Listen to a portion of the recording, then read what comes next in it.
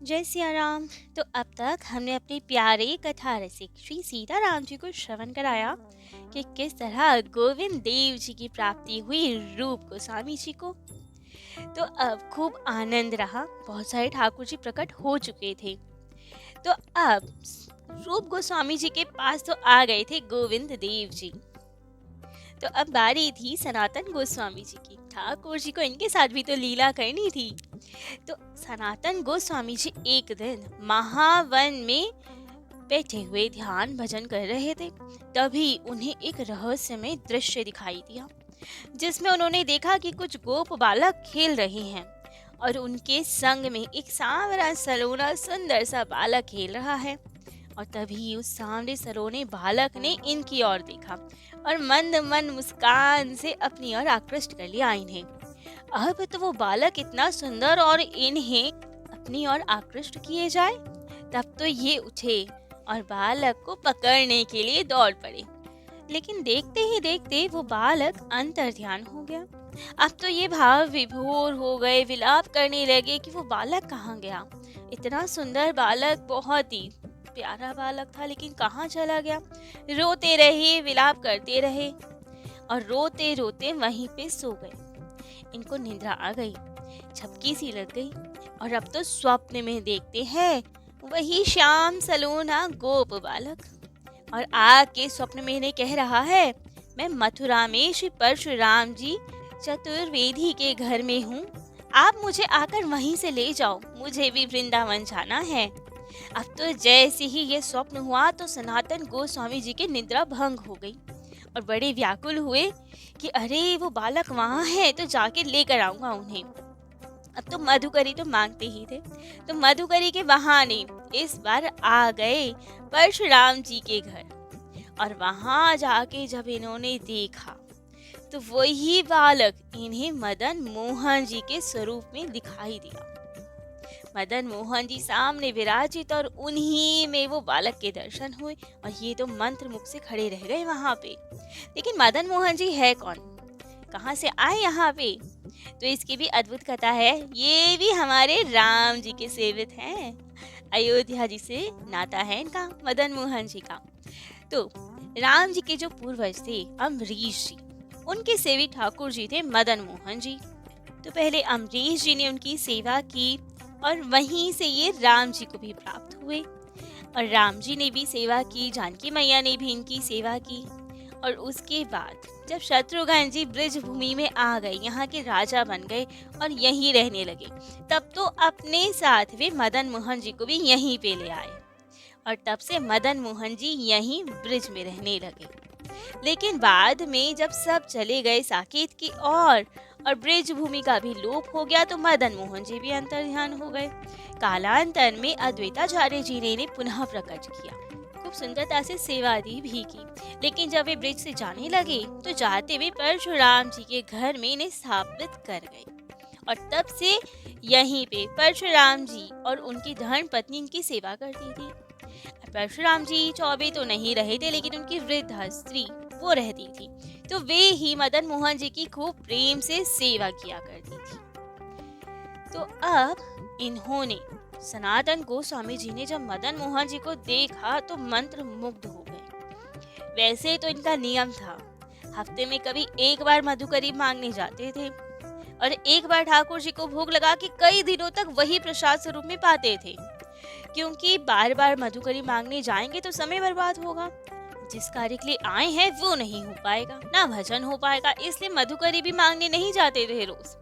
लेकिन अब जब मन मदन मोहन जी ने चुरा ही लिया इनका, तब तो उनके दर्शनों के लिए ये बहाने मधुकरी के करके रोज जाने लगे परशुराम जी के घर पे। अब तो रोज का नियम बन गया, रोज वहीं से भिक्षा लेते, क्योंकि भिक्षा के बहाने इन्हें ठाकुर जी के दर्शन हो जाते थे। अब दूर खड़े खड़े मदन मोहन जी को निहारते रहे और उनके दर्शन करके अश्रुपात करते रहे, रोते रहे उनके वियोग में कि अरे अब मुझे जाना पड़ेगा, आपके दर्शन नहीं हो पाएंगे, काश आप हमारे साथ ही रहते। इनके मन में बहुत इच्छा कि ये ठाकुर तो बहुत प्यारे हैं। अब एक दिन तो वो घर में जो वृद्धा माता थी, उन्होंने देख लिया इनकी दशा कि ये बाबा कितना प्रेम बरसाते हैं मदन मोहन जी पे, देख देख के रोते हैं इनको। तब तो आई बाहर और कहा, बाबा क्या देखते हो इन ठाकुर जी को? ये ठाकुर जी तो ऐसे हैं, जब से मेरे घर में आए हैं ना मेरा सर्वनाश हो गया है। पहले मेरा बहुत बड़ा कुटुंब था, धन संपत्ति घर सब भरा पूरा था, लेकिन अब तो मैं अकेली ही रह गई हूँ। तब तो सनातन जी ने उदास होकर कहा, क्या करे माता जी, पूछो नहीं, मेरी भी यही दशा है। जब से इनसे प्रीति हो गई है ना, मेरा भी सर्वनाश हो गया है। पहले तो मेरा भी राजाओं का सा वैभव था, लेकिन देख लो अब ठाकुर जी से प्रेम क्या हुआ, एकमात्र लंगोटी शेष रह गई है। तब तो वृद्धा ने कहा, बाबा मैं तो वृद्ध हो गई हूँ, मैं चाहती हूँ कि कोई इन्हें यहाँ से ले ही जाए तो अच्छा है, क्योंकि अब मुझसे इतनी सेवा पूजा होती नहीं है इनकी। और इनका हाल ये है कि इन्होंने मेरे परिवार में किसी को रहने ही नहीं दिया जो मेरे बाद सेवा कर पाए। तो मेरी मृत्यु के पश्चात क्या होगा, कौन इनकी सेवा करेगा, किसको दे के जाऊं मैं ये? क्योंकि प्रेम भी बहुत करती हूँ इनसे। मेरे जैसा ही कोई इनकी सेवा कर पाए तो मैं दे सकती हूँ, वरना तो मैं नहीं छोड़ सकती इन्हें। लेकिन करूं भी क्या, मैं स्वयं अपने शरीर की सेवा नहीं कर पा रही, मेरा शरीर ही मुझ पे भार बन चुका है, तो मैं ठाकुर जी की सेवा कैसे करूं? समझ नहीं आता क्या करूं, किनके भरोसे अपने ठाकुर जी को छोड़ के जाऊं, बहुत प्रेम करती हूँ इनसे। तब सनातन जी ने कहा कि मैया यदि ऐसी ही बात है तो तुम मुझे ही दे दे ये ठाकुर जी, मैं इसे अपने संग ले जाऊंगा। तब तो वृद्ध माता ने कहा, अरे बाबा जब इन्होंने तुम्हारा सर्वनाश ही कर दिया है, तुम इन्हें लेकर क्या करोगे? तब तो सनातन गोस्वामी जी ने कहा कि मैया अब इससे अधिक क्या ही सर्वनाश कर लेंगे, ये एकमात्र लंगोटी ही तो बची है हम पे, और क्या विनाश कर लेंगे हमारा, अब विनाश का भय नहीं है हमें। तब तो उन मैया ने इनका भाव सुनकर, जानकर कि इनकी मदन मोहन में कितनी प्रीति है, तुरंत मदन मोहन जी को इनको सौंप दिया, और ये भी अति प्रसन्न होकर अपने हृदय से लगाए मदन मोहन जी को वृंदावन ले आए। आदित्य टीला पे सनातन गोसाई जी रहते थे, वहीं पे अपने प्यारे ठाकुर जी को भी पधरा दिया। अब पहले तो इनका नियम था कि एक बार मधुकरी लाते थे और कई दिन तक प्रयोग में आ जाता था वो प्रसाद, लेकिन अब तो ठाकुर जी आ गए हैं। जब ठाकुर जी आ गए हैं तो रोज भोग लगना चाहिए, सेवा होनी चाहिए, तो अब क्या किया जाए? अब तो रोज मधुकरी लाते और उसमें आटा मांग लाते। खूब अच्छे से आटा जब लाते, उसे बिना छाने ही, बिना नमक के ही, क्योंकि नमक तो मांगते नहीं थे, केवल आटा मांगते थे, उसकी ही अंगा बाटी बनाते थे और ठाकुर जी को भोग लगाकर पा लेते थे। लेकिन ठाकुर जी तो हमारे चटोरे बेचारे, वो कब तक ही रूखी सूखी बाटी पा पाते जिसमें ना तो घी है ना नमक है, क्योंकि सनातन गोसाई जी के हृदय में तो परम वैराग्य था। भजन करने आए थे वो सब कुछ छोड़कर, और ब्रज मंडल का उद्धार करने आए थे। अब ये सब वो काम करने लगे, नमक मांगो, घी मांगो, खाना बनाओ, तो भजन नहीं हो पाता, तो इसलिए बहुत साधारणता से निर्वाह करते थे। लेकिन ठाकुर जी को कहाँ ये भाई, तो ठाकुर जी ने एक दिन कहा, थोड़े दिन तो बाटी पा ली वो, एक दिन कहा, बाबा ये अग्नि में जली हुई सूखी बाटी पाई नहीं जाती हमसे, कृपा कर थोड़ा सा नमक ही ले आया करो, यदि बाटी में थोड़ा नमक पड़ जाएगा तो स्वाद आ जाएगा थोड़ा सा। अब बाबा ने सोचा कि इतना बड़ा कार्य तो नहीं है, चलो नमक ले आते हैं इनके लिए। फिर जब थोड़े दिन वैसे पाया तो कहा कि बाबा गले के नीचे उतर नहीं पाती है इतनी सूखी बाटी, हल्का सा यदि घी लगा दो तो। अब इतना सुनते ही सनातन गोस्वामी जी तो झल्ला पड़े, अच्छा मैं समझ गया, तुम तो जन्म भर के चटोरे हो, बाल्यकाल से खाने पीने की बहुत शौक है तुम्हें, स्वयं तो हो ही जीव के बिगड़े हुए, हमें और बिगाड़ना चाहते हो, अपने जैसा ही बनाना चाहते हो हमें। पहले नमक मांगा, अब घी मांगोगे, परसों चीनी मांगोगे, क्या इसीलिए मैंने वैराग्य लिया है? क्या इसीलिए मैंने सब कुछ छोड़कर वृंदावन वास किया है, जो तुम्हारे शौक पूरे करूं, भजन ना करूं मैं? हाँ सब समझ गया, तुम मेरा वैराग्य बिगाड़ना चाहते हो, और स्पष्ट कह दिया कि हमसे नहीं होगा ये सब, जब तुम्हें जरूरत है तो अपने आप देखो, लेकिन हम ये सब व्यवस्था नहीं करेंगे। तब तो अपने भक्त की ये प्रेम बड़ी फटकार सुन के ठाकुर जी बहुत हंसने लगे और कहा, अच्छा बाबा, आप कह रहे हैं कि स्वयं करो व्यवस्था, तो मैं स्वयं ही कर लेता हूँ। तब तो बाबा ने कहा, हाँ हाँ स्वयं कर लो, लेकिन मुझसे कुछ उम्मीद मत करना। ठाकुर जी ने कहा, नहीं नहीं, मेरे को यजमान चेताना तो बहुत बढ़िया आता है, मैं सब प्रबंध कर लूंगा। इस पर एक बहुत सुंदर दृष्टांत आता है कि एक बहुत अकिंचन विद्वान ब्राह्मण था।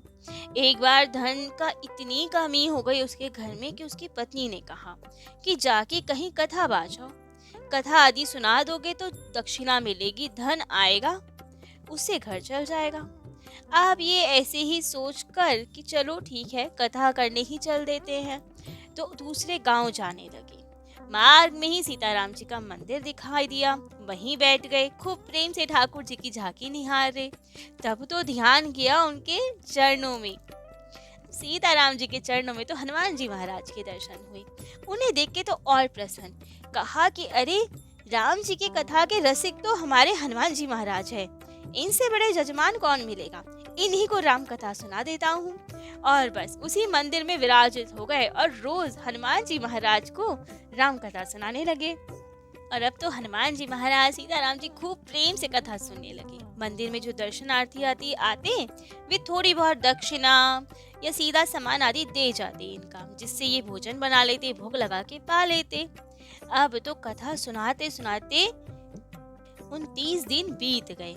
तब तो राम जी ने कहा हनुमान जी महाराज से कि कल पंडित जी की कथा की पूर्णाहुति है, कथा सुनी है तुमने तो दक्षिणा क्या दोगे हनुमान जी?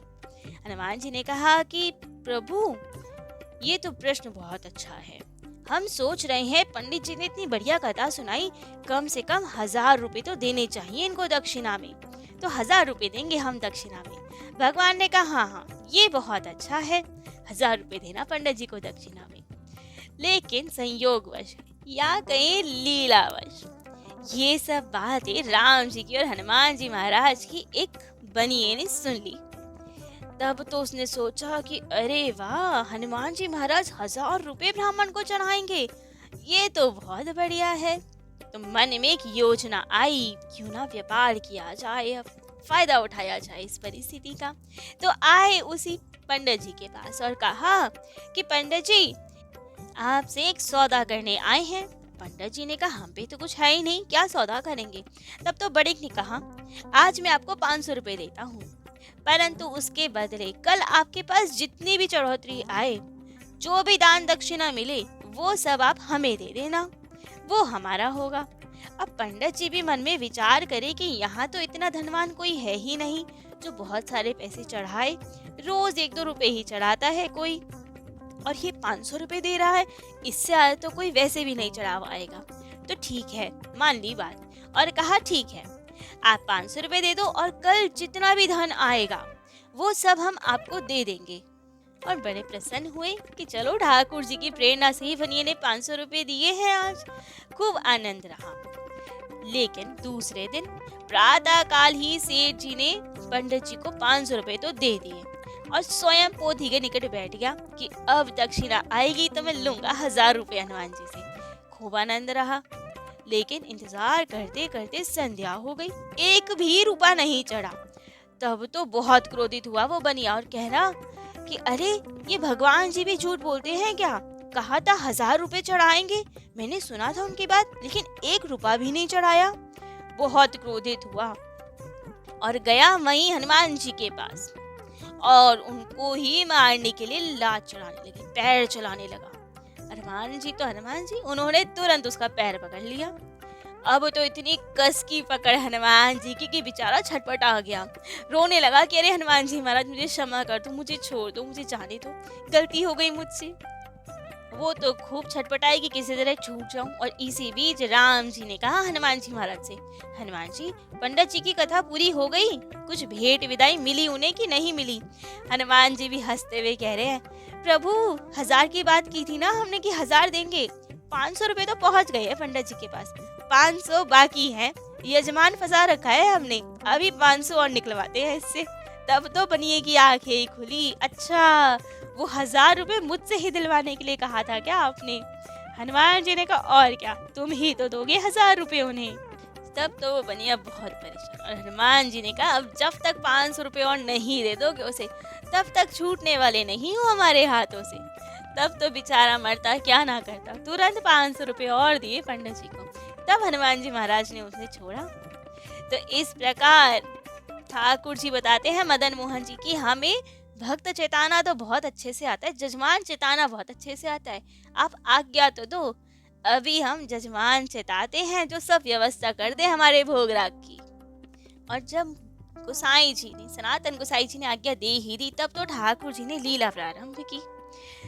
भगवत प्रेरणा से ही उसी समय मुल्तान देशवासी रामदास जी कपूर एक विशाल नौका लेकर जा रहे थे व्यापार करने। अब उस नौका में बहुत सारे रत्न, सेंधा, नमक, काबुल के मेवा आदि सब भरे हुए थे और वो आगरा जा रहे थे। अब जब जा ही रहे थे तो अचानक उनकी नौका आदित्य टीला के पास ही रुक गई, अटक गई कहीं। नाविकों ने बहुत प्रयत्न किया, सब कुछ करके देख लिया, हिला लिया, डुला लिया, लेकिन नौका हटे ही ना वहां से, फंस गई, जाने कैसे। अब तो रामदास जी बड़े परेशान हुए कि क्या किया जाए और इतनी देर हो गई नौका को फंसे हुए कि ज्यादा समय हो गया तो कहीं खराब ना हो जाए, डूब ना जाए, क्या नहीं क्या होगा। बहुत डर गए कि इतना सामान है हमारा, कैसे हम जाएं आगरा। तब तो उन्होंने देखा आदित्य टीला पे एक श्यामला सरवना बालक जो उन्हें पुकार रहा था और उच्च स्वर में आवाज देके कह रहा था यदि अपनी नौका बचाना चाहते हो, निकलना चाहते हो यहाँ से, तो उस वृक्ष के नीचे बैठे श्री सनातन गोसाई जी की शरण में जाओ, उनसे अनुनय विनय करो तो जरूर तुम्हारी नौका निकल जाएगी। अब रामदास जी वैसे ही फंसे पड़े थे तो बालक की बात मान ली और तत्काल जैसे उन्होंने बताया सनातन गोस्वामी जी के पास आ गए, चरणों में पड़ के रोने लगे, प्रार्थना करने लगे, हे प्रभु मेरी रक्षा कीजिए, भिक्षा मांगने लगे उनसे कि कैसे भी मेरी नौका को बचा लीजिए। अब सनातन गोसाई जी हैरान और देखिए कि कौन है, कहाँ से आया है। तब तो उस व्यापारी ने संपूर्ण वृत्तांत बताया कि मेरी नौका फंस गई है और वहां से एक बालक ने कहा है केवल आप ही निकाल सकते हैं उन्हें। तब तो सनातन गोसाई जी समझ गए कि ठाकुर जी की ही लीला है ये और तुरंत उस व्यापारी को बताया कि मैं कुछ नहीं कर सकता, ठाकुर जी से जाके प्रार्थना करो, वहां बैठे हैं वो ही लीलाधारी हैं, सब करने वाले। तब तो वो व्यापारी आया, मदन मोहन जी के दर्शन किए, उनसे निवेदन किया, लेकिन दिव्य दर्शन करा दिया सब मदन मोहन जी ने उनको। दर्शन करते ही हृदय में संकल्प आया कि यदि मेरी नौका यहाँ से निकल गई तो जितना धन है, जो भी इसको बेचकर मैं धन कमाऊंगा, सब मदन मोहन जी के मंदिर के निर्माण कार्य में लगाऊंगा, ठाकुर जी की राग भोग की उत्तम से उत्तम व्यवस्था करूंगा। ठाकुर जी तो बैठे ही इसलिए थे, तभी तो लीला की थी उन्होंने। संकल्प होते ही बिना कुछ किए तुरंत व्यापारी की नौका छूट गई और निकल चली।